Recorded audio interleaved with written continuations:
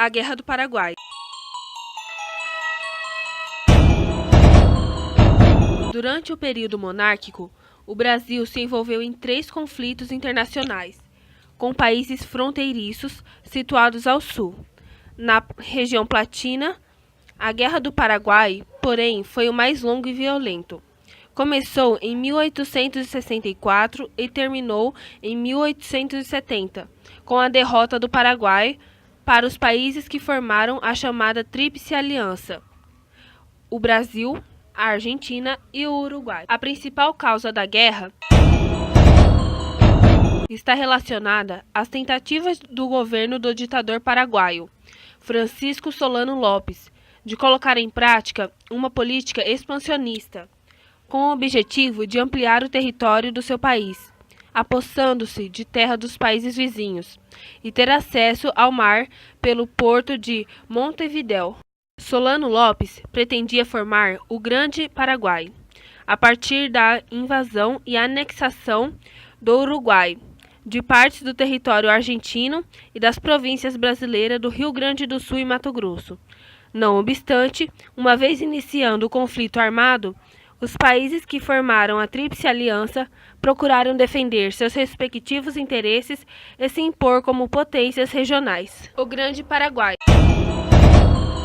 O Paraguai, país que saiu derrotado do conflito, não tinha condições sociais, econômicas e militares para sustentar uma guerra de longa duração contra os países platinos. Portanto, podemos afirmar que foi um erro estratégico da elite política paraguaia partir para a solução armada. Dados referentes à situação social do Paraguai indicam que a sociedade paraguaia era mais tradicional e rural do que urbana e moderna. Era arcaica e extremamente desigual, com altos índices de analfabetismo. A população paraguaia era composta de cerca de 650 mil habitantes, no máximo. A do Brasil era de cerca de 9 milhões e 100 mil de habitantes, a da Argentina cerca de 1 milhão e 737 mil habitantes e a do Uruguai perto de 250 mil habitantes. A economia do Paraguai era extremamente fraca. O país importava a maioria dos produtos manufaturados de que necessitava, comparando as estatísticas referentes ao comércio exterior dos países da região platina. O comércio exterior do Paraguai chegava a 560.392 libras esterlinas, e os indicadores da arrecadação de impostos, cuja estrutura era considerada deficiente, apontam para a cifra de 314.420 libras esterlinas. As batalhas.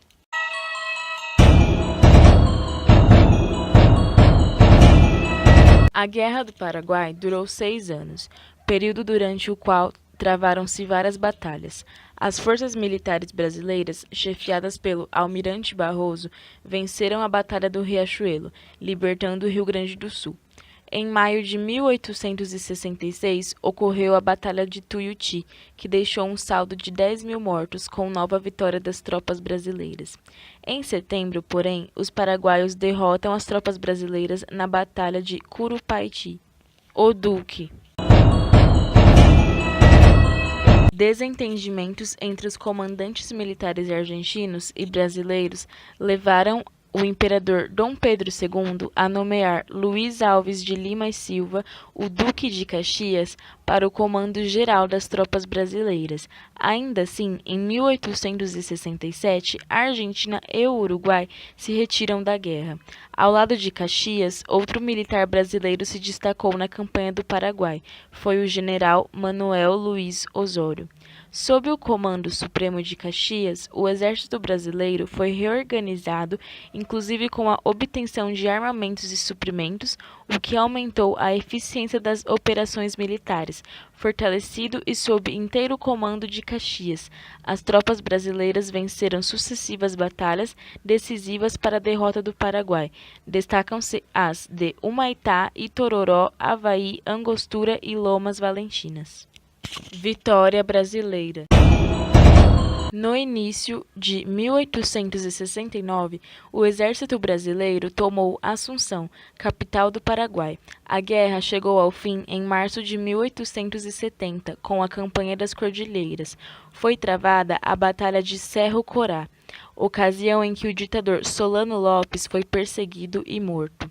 Vale lembrar que a essa altura Caxias considerava a continuidade da ofensiva brasileira uma carnificina e demitiu-se do comando do exército, que passou a Conde Deu, marido da princesa Isabel.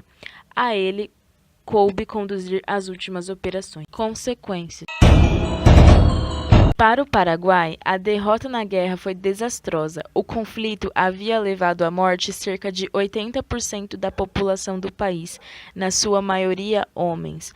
A indústria nascente foi arrasada e, com isso, o país voltou a dedicar-se quase que exclusivamente à produção agrícola. A guerra também gerou um custo endividamento do Paraguai com o Brasil. Essa dívida foi perdoada por Getúlio Vargas, mas os encargos da guerra e as necessidades dos recursos financeiros levaram o país à dependência de capitais estrangeiros.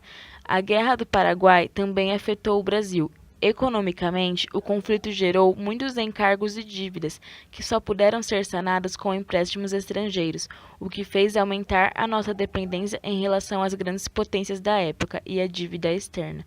Não obstante, o conflito armado provocou a modernização e o fortalecimento institucional do Exército Brasileiro.